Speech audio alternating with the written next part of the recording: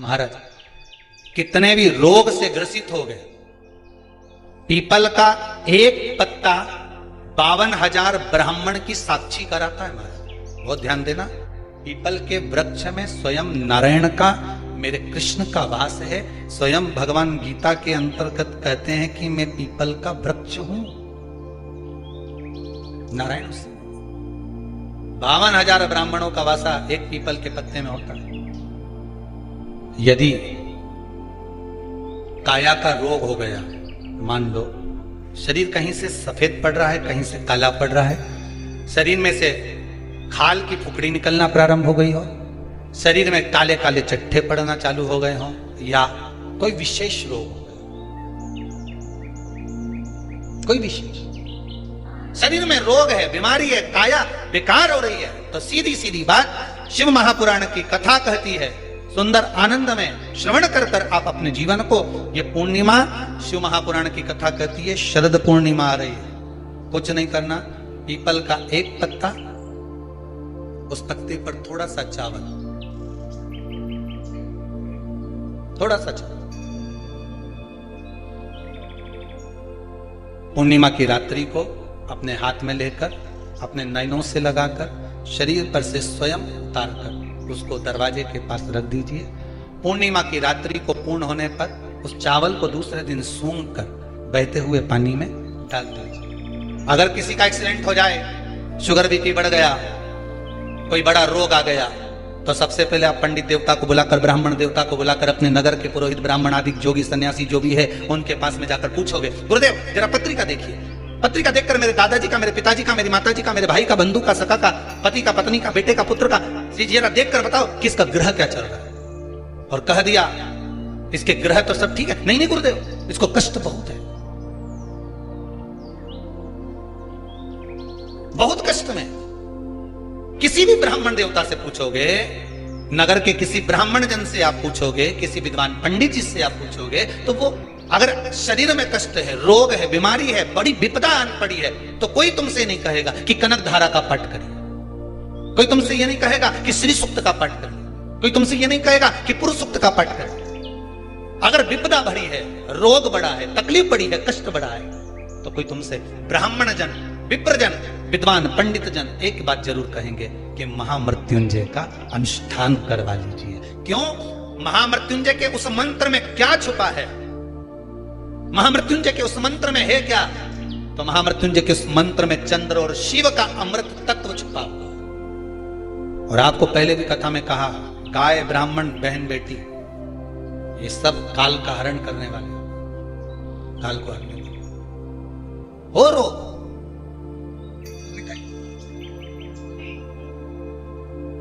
शिव का स्मरण करो। पूर्णिमा के दिन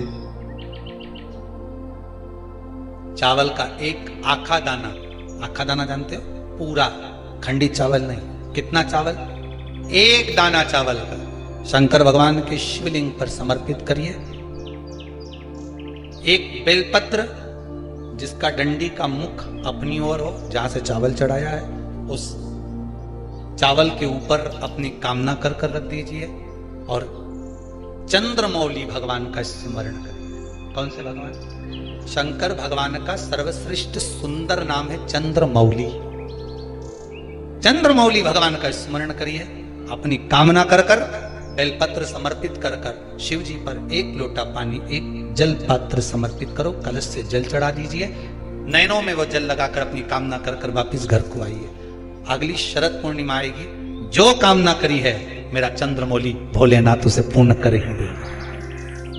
भगवान ने जितनी पूर्णिमा बनाई है, जितने नक्षत्र बनाए, जितनी घड़ी बनाई, जितना पल बनाया, जितना समय बनाया, ये शंकर भगवान ने जो बनाया ये गलत नहीं बनाया, श्रेष्ठता के लिए बनाया, जग के उद्धार के लिए, संसार के उद्धार के लिए बनाया। अब उसका प्रयोग आप करें ना करें ये आपके ऊपर, आप उसका प्रयोग कर रहे हैं ना कर रहे हैं आपके ऊपर, पर जो बनाया है मेरे भगवान, अच्छा सोचकर किसी को धन दिया है,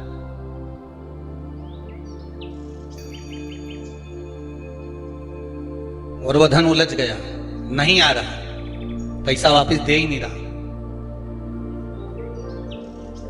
बेलपत्री के पेड़ के नीचे, बेलपत्री के वृक्ष की दो थोड़ी सी बाहर निकली हुई छाल को देख लो, बेलपत्री के वृक्ष की छाल।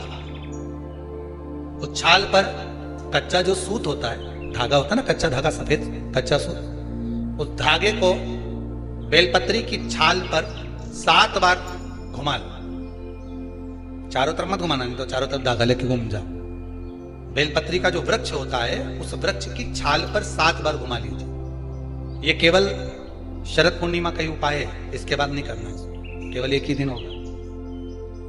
बेलपत्री की छाल पर उसको घुमा लीजिए 7 बार घुमाकर। जब वो जनेऊ की तरह हो जाएगा ना, उसको उतार लीजिए। बेलपत्री के वृक्ष के नीचे घी का दिया लगाइए, हाथ में उसको रख लीजिए। जिस व्यक्ति को तुमने धन दिया और वो उलझ गया, नहीं दे रहा, पैसा पहुंचा नहीं रहा है, उस छाल पर जो धागा आपने लपेटा है, श्री शिवाय नमस्तुभ्यम का स्मरण कर कर बेलपत्री के पेड़ के नीचे कुंदकेश्वर महादेव का नाम लेकर उस धागे को शंकर भगवान को छुआकर महाराज माता पार्वती के चरणों में ले जाकर छोड़ दीजिए। अब विनती कर कर छोड़ दो और निवेदन कर दो, माँ मेरी इतना धन है, इतना पैसा है, विश्वास कर कर मैंने उसको दिया था, वो नहीं दे रहा, माँ से निवेदन करो। फिर कहेंगे संसार वालों के सामने जाकर रोगे तो दुनिया के लोग हंसी उड़ाएंगे। आप किसी से कह दो मेरा 5 लाख रुपए वो लेकर भाग गया, दिया काहे को, हमसे पूछा था, हमने कहा था। दुनिया के लोगों के सामने जाकर कहोगे तो हंसी उड़ाएंगे, अच्छा है लेकर भाग गया, अच्छा है डूब गया। हमें किसी के सामने नहीं रहा। द्रौपदी के 5 पुत्र जब मारे गए तो द्रौपदी किसी के सामने जाकर नहीं रोई। द्रौपदी अगर रोई तो परमात्मा के चरणों में जाकर रोई। उत्तरा का गर्भ जला, ब्रह्मास्त्र छोड़ा गया, उत्तरा कहीं जाकर नहीं रोई, सीधे भगवान के चरणों में जाकर। भगवान ने पूछा हुआ क्या, उत्तरा कहती मेरा गर्भ जल रहा है, ब्रह्मास्त्र आ रहा है। अगर संसार वालों के कहने में पड़ी रहती तो उत्तरा का गर्भ भी नष्ट हो जाता, पर भगवान के चरणों में चली गई। भगवान ने अंगुष्ठाकृति धारण करी, गर्भ में जाकर परिक्रमा करी, उत्तरा के गर्भ में पहुंच गए। जो बालक प्रविष्ट हुआ परीक्षित हुआ, आते सी जन्म लेते सी जिसने परीक्षा करी परीक्षित हो गया। श्रीमद् भागवत में लिखा है। संसार वालों के आगे जाकर रोगे तो दुनिया के लोग हंसी उड़ाएंगे, पर परमात्मा के आगे जाकर कहोगे, परमात्मा हंसी नहीं उड़ाता, परमात्मा उस कार्य को सिद्ध करता। उसके सामने जाकर बोलो तो, तुम बोलो ही नहीं और परमात्मा के सम्मुख में कहो कि मैंने तो सबके कह दिया, सबसे फोर्स लगा दिया, सबसे सोर्स लगवा दिया, ये करवा दिया। परमात्मा से जाकर निवेदन करो कि मेरा धन उलझा है, मेरा धन मैंने विश्वास रखकर करा था, दे दिया था, माँ अब आपको देना है, भगवान शिव की कृपा से वो पहुंचा दे आएगा। एक पूर्णिमा पर करके देखने में क्या जा रहा है। शरद पूर्णिमा पर किसी भी समय पर कभी भी करो।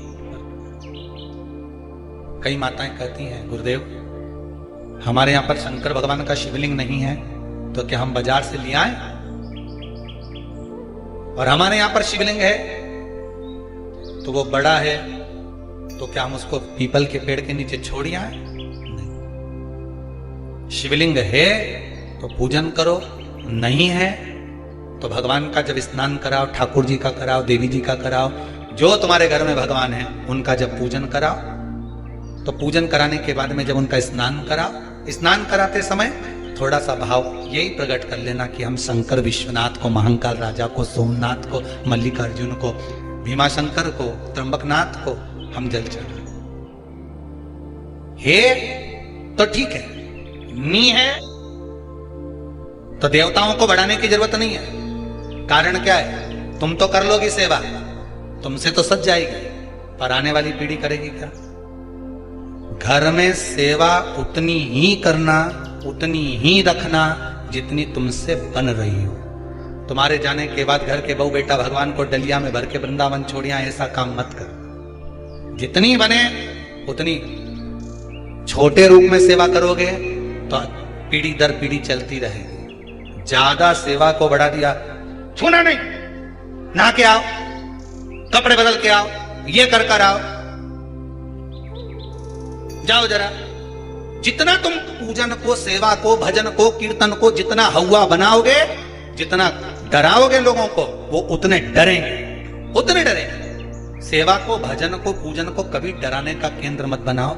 ये तो भगवान की मस्ती का आनंद सुख है। लोटा भर के पानी भी अगर चढ़ा रहे हो, शंकर जी के मंदिर में जाकर जल चढ़ा रहे हो, थोड़ी गलती हो गई भगवान से कह देना तुम्ही ने सिखाया है, हो गई तो हो गई, आप ही ने तो सिखाया, नहीं जानते थे। अब धीरे धीरे धीरे धीरे लोगों को शिव महापुराण सुनते सुनते मालूम पड़ रहा है कि शंकर की कैसे पूजन करना चाहिए, बेलपत्री कैसे चढ़ाना चाहिए, जल कैसे चढ़ाना चाहिए, धतूरा कैसे चढ़ाना चाहिए, चंदन कैसे चढ़ाना चाहिए, काली तिल कैसे चढ़ाना चाहिए। ये लोगों को ध्यान में अब आ रहा है धीरे धीरे। पहले नहीं मालूम था तो हो गई, गलती हो गई, स्वीकार, हमने गलती करी। कहते ना तेरे से तेरा ये देवता रूठ गया, वो देवता रूठ गया, परमात्मा रूठ गए, तो आप कैसे पहचानोगे कि भगवान आपसे रूठ गया? आप कैसे जान सकते हो कि भगवान आपसे रूठ गया? हमने देवी जी को धोख नहीं लगाई तो देवी जी नाराज हो गई, हमने पिताजी को धोख नहीं लगाई तो पिताजी नाराज हो गए, हमने वो देवता के ये नहीं करा तो वो नाराज हो। आपको कैसे मालूम पड़ेगा कि देवता नाराज होते हैं? देवता नाराज होते हैं, याद रखना, संसार में देवता अगर नाराज होते हैं तो कभी किसी का अहित नहीं करते। बहुत ध्यान देना इस बात पर, कभी अहित नहीं करेंगे देवता अगर नाराज हो। देवता नाराज होते हैं तो किसी का भोजन पानी बंद नहीं कर देते। देवता नाराज होते हैं तो किसी का खाना पीना बंद नहीं करवा देते। देवता अगर नाराज हुए हैं और आपको मालूम करना है कि देवता मुझसे नाराज हैं, तो कैसे मालूम करोगे? तो केवल एक काम करिएगा, अगर देवता नाराज होते हैं तो सबसे पहले आपकी पूजन पाठ छुड़वा देते हैं। क्या छुड़वाएंगे? रोज मंदिर जाती है, रोज माला उठाकर जाप करती है, रोज गीता जी का पाठ करती है, रोज दिया लगाने जाती है। 4 दिन 5 दिन 6 दिन 10 दिन अगर आप दिया लगाने नहीं गए, मंदिर नहीं गए, पूजन नहीं करी, तो समझ लेना कि देवता मुझसे नाराज हैं, इसलिए मेरा मुंह नहीं देखना, मुझसे नाराज।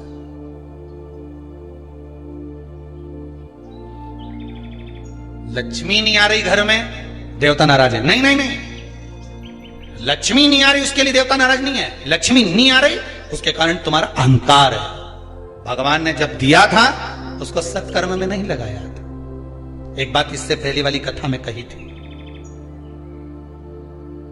शरीर चले और तुम्हारे याद है तुम लोगों को? बस उतना याद कर लो, बहुत इतनी बात तुम लोग याद कर लोगे ना, तो आने वाले समय में 2-1 साल में तो तुम हम बस इतनी याद कर लो, बस हर कथा में से इतनी निकाल लोगे ना, तो थोड़ा तो यहाँ समझ में तो आए लगे तो सही कि कथा अंदर गई। तो एक बार पहले कथा में, इससे पिछले वाली में की थी, 7 से पहले वाले में, कि तुम्हारे घर में चले और तुम्हारा शरीर चले, तब तक सारा दान पुण्य भजन तीरथ सब कर लो। और क्योंकि तुम्हारी घर में चलेगी तभी तुम दान कर सकोगे, सत्कर्म कर सकोगे, भजन कर सकोगे, शरीर सही होगा तो तीरथ कर सकोगे। अब शरीर ही साथ नहीं दे और घर में तुम्हारी नहीं चले तो कोई तीरथ होए कि दान हो? पूर्णिमा शिव महापुराण की कथा है।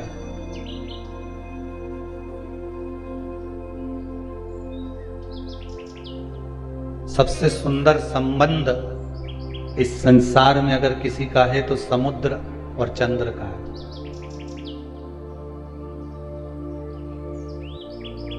दुनिया का सबसे सुंदर संबंध है चंद्र और समुद्र का। चंद्रमा घटता है तो समुद्र की लहरें भी घटती है, ज्वार और भाटा। चंद्रमा यदि घट रहा है तो समुद्र की लहरें भी घट रही। चंद्रमा यदि बढ़ रहा है तो समुद्र की लहरें भी बढ़ रही। कितना सुंदर संबंध होगा। चंद्रमा को घटता हुआ देखा तो समुद्र की लहरें घट गई, चंद्रमा को बढ़ता हुआ देखा तो समुद्र की लहरें बढ़ गई। अर्थात शिव महापुराण की कथा कहती है, श्रीमद् भागवत पुराण कहती है कि महाराज समुद्र जैसी गंभीरता, समुद्र जैसा प्रभाव, समुद्र जैसा भाव आपके भीतर होना चाहिए कि दूसरा व्यक्ति को घटता हुआ देखकर हमारा भी दिल थोड़ा सा दुखे, हमारा भी हृदय थोड़ा सा। चंद्रमा को बढ़ता हुआ देखकर हमारे भीतर भी प्रसन्नता जागृत हो, हमारे भीतर भी उमंगता जागृत हो, हमारे भीतर भी ये भाव जागृत हो जाए कि ये बढ़ रहा है तो हमें प्रसन्नता हो। पर हम उल्टे हैं, हम समुद्र के बिल्कुल विपरीत हैं। पड़ोसी के घर में धन बढ़ता है तो टेंशन हमें हो जाता है। हम दूसरे के सुख को देखकर हम सुखी हो जाएं, दूसरे के दुख को देखकर हम दुखी हो जाएं। ये समुद्र और चंद्र का जो भाव कहा गया है वो एक आनंद देने वाला। केवल एक समुद्र और चंद्र का संबंध नहीं, मेरे देव अधिदेव महादेव और चंद्र जो उनके मस्तक पर विराजमान है उसका भी संबंध है। ये जितनी पूर्णिमा के व्रत हैं, जितने 12 महीने जो पूर्णिमा पड़ती है, पूनम पड़ती है, ये भले दुनिया के लोग कहते हैं कि ये भगवान राधा और कृष्ण से संबंध रखते हैं, राम और कृष्ण से संबंध रखते हैं, पर इनका यदि सही संबंध समझा जाए, इनके सही संबंध का यदि स्मरण करा जाए, इनके सही संबंधों का यदि वर्णन किया जाए, तो शिव और चंद्रमा के जो मिलन का केंद्र बिंदु है वही पूर्णिमा है। लंकाधिपति रावण लंकेश भी भगवान शंकर को प्रसन्न करने के लिए पूर्णिमा का अनुमोदन करता था। लंकाधिपति रावण, लंका में रहने वाला तो लंकेश भी पूर्णिमा का स्मरण करता। स्वयं माता सीता राघव जी का दर्शन करने के लिए पूर्णिमा के चंद्रमा का स्मरण करते, स्वयं माता से। माता पार्वती चंद्रदेव को देखकर बार बार स्मरण करती है शिव की बात। कई लोग कहते हैं गुरुदेव हमने सुना है शरद पूर्णिमा के दिन अमृत बरसता है, इसलिए लोग खीर बनाते हैं तो बाहर रख देते हैं। तो शिव महापुराण की कथा कहती है केवल एक अमृत की बूंद है क्या? तो कहा शरद पूर्णिमा के दिन जो आप, हम, संपूर्ण विश्व के लोग, संसार के लोग जो भगवान का भजन करते हैं, रात्रि के समय पर जो भगवान का स्मरण करते हैं, भजन करते हैं, कीर्तन करते हैं, मंत्र जाप करते हैं, नाम जाप करते हैं, यही तो अमृत है। और कोई अमृत दूसरा है ही नहीं, और कोई दूसरा अमृत है ही नहीं। अमृत यदि है तो केवल एक भगवत नाम का ही अमृत। जब व्यक्ति के जीवन का अहंकार, अभिमान निकल जाता है तो यह विश्वास मानिएगा कि आपके भीतर से विष निकल गया। क्या निकल जाना चाहिए?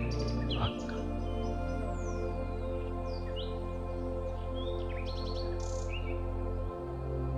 अभी परसों जलाया है रावण। रावण कब जलाया? अरे बोलो तो जम के, परसों।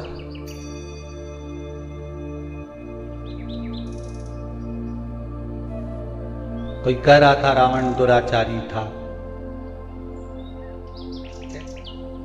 पापी था, ठीक है।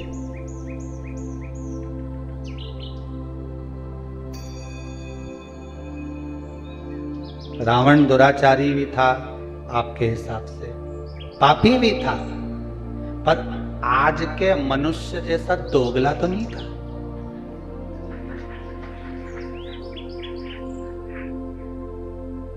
पापी था अपनी जगह पर, वो दुराचारी था अपनी जगह पर दोगला नहीं था। आज के जमाने में तो मालूम ही नहीं पड़ता, रावण के 10 मुंह थे वो तो दिखते थे। आज के जमाने में व्यक्ति के कितने मुंह है नजर ही नहीं आते, दिखते।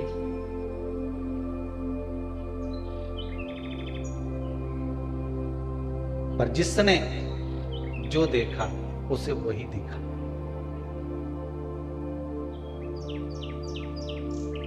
रावण ने माता सीता का तो स्पर्श भी नहीं करा जब तक लंका में मां जानकी रही, पर आज तक भी अगर पुतला जलता है तो वो रावण का ही जलता है। पुतला सही मायने में जलना था तो दुर्योधन और दुशासन का जलना था, जिसने तो चीर खींच दिया था।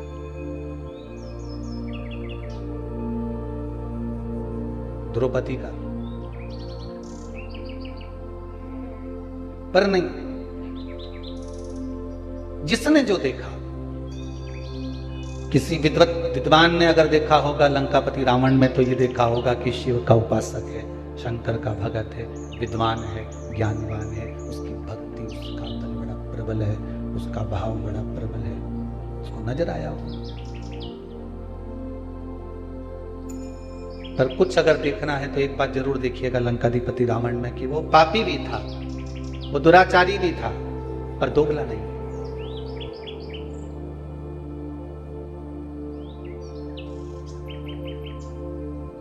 जो किया राम जी सम्मुख में है रावण के, और कितना सुंदर बात है महाराज जी।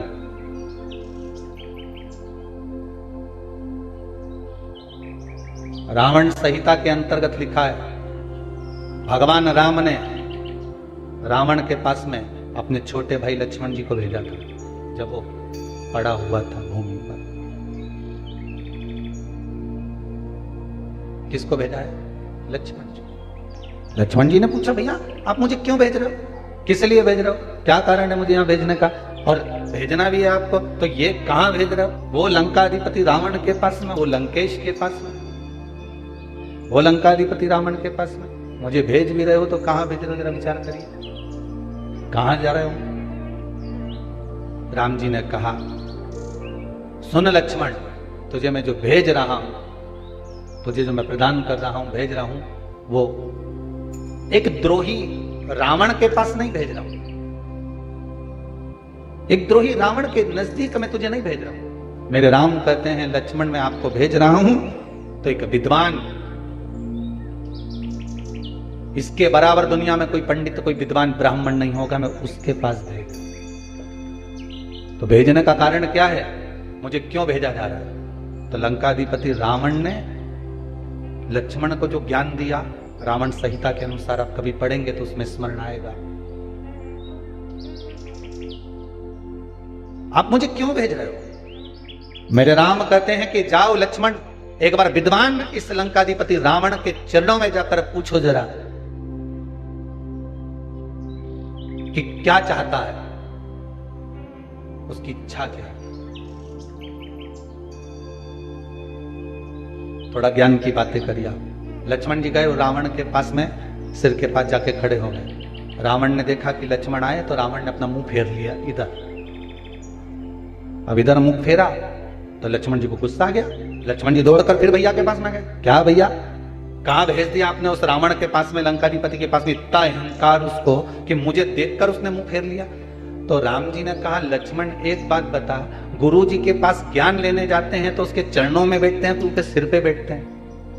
लक्ष्मण जी बोले उनके चरणों में बैठते हैं। तो तू रावण से ज्ञान लेने गया था तो चरणों में खड़ा था कि सिर पे खड़ा था? लक्ष्मण बोले मैं सिर के पास खड़ा था। राम जी बोले अब चरणों में जाके खड़े हो,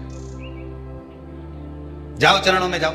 और रावण के चरणों में जैसे लक्ष्मण जी गए, तब रावण ने लक्ष्मण जी को बुलाया और बुलाकर कहा, लक्ष्मण जी ने पूछा आपकी कोई अंतिम इच्छा हो, प्राण छूटने वाले हैं, आपके प्राण जाने वाले हैं, नाभि में अमृत सूख चुका है, बाण लग चुका है, आप मरने वाले हो, कोई आपकी इच्छा हो तो जरूर बताना। रावण मरते मरते भी एक सत्कर्म करते हुए चले गया। शायद दुनिया के लोग उसका वर्णन करें चाहे नहीं करें, पर पूर्णिमा शिव महापुराण की कथा आज ये अवस्थी परिवार भोपाल सुरगुप्ता परिवार छत्तीसगढ़ से करा रहा है। तो इस प्रसंग को अपने जीवन में उतार कर रखना कि मरते मरते रावण एक सत्कर्म कर कर चला गया और लक्ष्मण जी से कहकर चले गया कि हे लखनलाल, मेरे राघव जी से विनती करना, मेरे राम जी से विनती करना कि मेरे जितने राक्षस मरे, ये तो मेरे राम जी और लखनलाल जी और उनकी सेना के द्वारा मरे हैं। जो राम की सेना के द्वारा मरे हैं, या राम के द्वारा मरे हैं, या लखनलाल जी के द्वारा मरे हैं, उनके द्वारा मरे हुए मेरे सारे राक्षस तो उनके हाथ से मर मर के बैकुंठ चले गए, पर इतने सारे बंदर ये हमारे हाथ से मरे हैं, इनको बैकुंठ मिलेगा क्या जो हमारे हाथ से मरे? तो लखनलाल जी आप राघव जी से विनती करना कि मेरे प्राण आज दशहरे पर छूटे हैं, पर पूर्णिमा तक इंतजार करना, मेरा अंतिम संस्कार तब करना जब ये बंदरों को भी कुछ अच्छा पद प्राप्त हो जाए। इन बंदरों को भी अच्छा पद प्राप्त हो जाए। रावण का शव पड़ा रहा, मंदोदरी बिलखती रही, रोती रही, विभीषण वाद और संवाद राम जी से करते रहे, पूर्णिमा तक पड़ा रहा। तब अंत बिंदु क्या हुआ? जब पूर्णिमा का चंद्र आया तब राघव जी ने कहा, हे चंद्रदेव, आप शंकर जी के मस्तक पर विराजमान हो, कृपा करो, इन रावण के साथ वालों का उद्धार तो मेरे हाथ से मरते से ही हो गया, बस इतनी कृपा और कर दीजिए कि आपकी चंद्रमा की अमृत की बूंद इन बंदरों पर गिरा दीजिए, जिससे यह पुनः जीवित हो जाए, इनको अमृत तत्व मिले। ये भक्ति का तत्व, ये भक्ति का तत्व है। रावण के तब अंतिम संस्कार। अब सोचिए, जाते जाते भी भलाई का काम करके जा रहे हैं।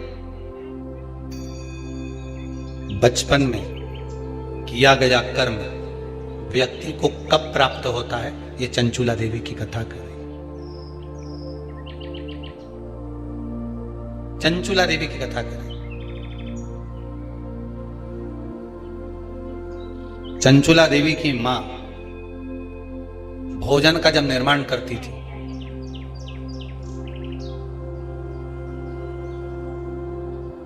ध्यान दीजिएगा जरा, बहुत सुंदर संवाद है।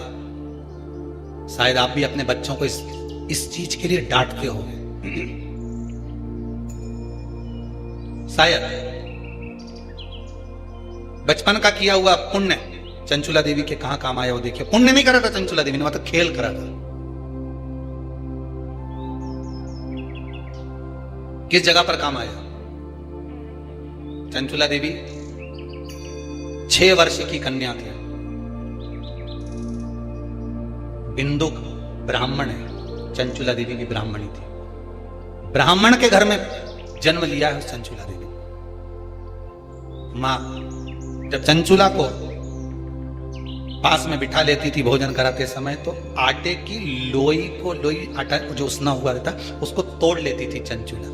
6 वर्ष की चंचुला उसको तोड़कर गोल बनाकर चपटा करती थी। दूसरी लोई को घुमा घुमा कर, जो मां शंकर जी के मंदिर में शंकर जी को जल चढ़ाने जाती थी, उस लोई को वैसा रख कर गोल बनाकर पिंडी बनाकर उस आटे का पिंडी बनाती थी। और मां से कहती थी, मां देखो, तुम जिस मंदिर में शंकर जी को पानी चढ़ाने जाती हो ना, मैंने वो शंकर जी बनाया। ये 6 साल की चंचुला, ये बच्चे आपके भी करते होंगे। जब मां पापड़ बेलती, मां जब पापड़ बनाती ना, तो छोटी छोटी लोई बच्चे छोटे छोटे से, हम भी बनाएंगे हम भी बनाएंगे। और वो छोटा सा बच्चा लोई लेकर बैठ गया, घुमा रहा है, चिड़िया बना रहा है, तोड़ रहा है, फोड़ रहा है। चंचुला देवी ने भी करा। कई लोगों ने पूछा, गुरुदेव, चंचुला का पति इतना पापी था, बेकार कर्म करता था, चंचुला कभी भजन नहीं करी, दान नहीं करी, पुण्य नहीं करी, सत्कर्म नहीं करी, कभी उसने अच्छा काम नहीं करा, फिर काशी कैसे पहुंच गई? चंचुला आखिर कैसे काशी पहुंच गई? पति के जाने के बाद, पति जब था तब तो काशी नहीं गई चंचुला, कभी आनंद वन नहीं गई चंचुला, पर आज काशी कैसे पहुंच गई चंचुला? कारण क्या था चंचुला का? ये आज का कारण नहीं है। चंचुला जब 6 साल की थी, आटे की लोइयों को शंकर की आकृति बना देती थी। भले उसने भजन नहीं करा, भले उसने पुण्य नहीं करा, नाम नहीं जपा, पर आकृति तो बनाई है, निर्मित तो करा।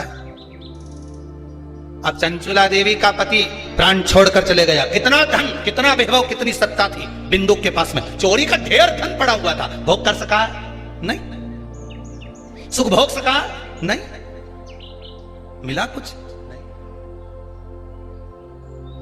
ऐसा नहीं है, अभी अभी दिवाली पे तुम लोग सफाई करोगे ना, तो तुम्हारे घर में भी देखना, इतना सामान, कितना बड़ा, इतना कपड़ा अलमारी में धूप में सुखा, इतनी साड़ी, ये तो मैंने पहनी ही नहीं, आज ही दिखी, कहां रख दी थी, निकली। इतना सामान, छोटे से मकान में इतना इतना इतना सामान। अब मन में सोचना जरा, सामान इतना सारा है और पल की खबर नहीं है, निपटी गई कल की कल। तो अब साड़ी कैसे पहनेगी? सामान ढेर भरा, इसका क्या हुआ, क्या भरोसा? इसलिए बारंबार कहते हैं, भजन करो, स्मरण करो, मंत्र जाप करो, नाम जाप करो, भगवान की भक्ति में डूबे रहो। कुछ नहीं जपना, श्री शिवाय नमस्तुभ्यम ही बोल लिया बहुत है। राम बोल लो, कृष्ण बोल लो, कुछ तो जपो, कुछ तो जपो। बचपन का 6 वर्ष की आयु में बनाया गया आटे का मात्र शिवलिंग उस चंचुला को काशी तक ले गया, शिव महापुराण की कथा सुनवा दी, गंगा का स्नान करा दिया, प्राण छूटे और शंकर जी के धाम पहुंचा दिया उस चंचुला को। विचार करिए कितना कर्म उसने। पति चोरी करता, निंदा करता, बुराई करता, सारा काम बेकार करता, और उसके साथ में रहने वाली नारी इतना सत्कर्म कर दे, इतने अच्छे धाम में पहुंच जाए, तो ये सोचने वाली बात है। फेसबुक यूट्यूब के माध्यम से जितने लोग कथा सुन रहे हैं, आप सभी के पावन चरणों को नमन करता हूं कि आपके भाग्य के बराबर कोई भाग्य नहीं होगा, जीवन में एक बार जरूर करा होगा, इसलिए कथा श्रवण कर रहे हैं। जिनको प्रैक्टिकल करने का शौक हो, एक प्रैक्टिकल जरूर करना, एक बार दिल लगाकर शंकर की शिव महापुराण को दिल से सुन लेना, और जिस कामना के लिए सुनोगे बाबा वो कामना आपकी पूर्ण 3 महीने में कर देगा। और दिल से सुनना, मन इधर उधर नहीं जाना चाहिए। अगर टीवी पर सुन रहे हो तो दिल से सुन लो। एक बार मन बाबा में लग गया, ऐसा लगा कि बाबा ने डोर पकड़ ली और बुला लिया, बस दिल से सुनना, देने वाला वो बैठा।